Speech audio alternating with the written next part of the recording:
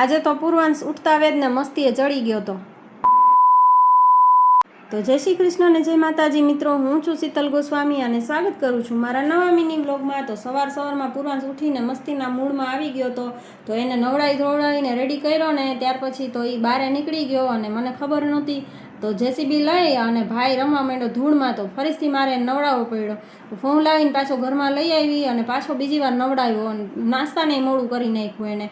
તો પછી મેં નાસ્તો બનાવ્યો અને નાસ્તામાં મેં આજે મકાઈના ડોડા બાફા છે, જે રાજકોટથી હું લઈ આવી હતી ને એ પડ્યા હતા 4-5, એ પાછા બાફી નાખ્યા સવારમાં. અને એ બધા ચક્કરમાં હું દવા પીતા ભૂલી ગઈ, વિટામિન્સની ગોળી.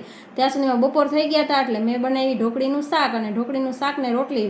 આજે અમિતને ઢોકળીનું શાક અને સ્વયંને પણ બહુ ભાવી ગયું. એ બેના વખાણ કરતા હતા. મેં પણ જમી લીધું અને સાંજ પડી ગઈ હતી તો સ્ટાફ માટે ચાય બનાવીને પાર્લરના કામમાં વ્યસ્ત થઈ ગઈ અને પછી ફ્રી થઈને બહાર નીકળીને તો પાછો ભાઈ કારીગરી કરવા બેસી ગયો હતો. તો હાલો મળીએ નવા વિડીયોમાં.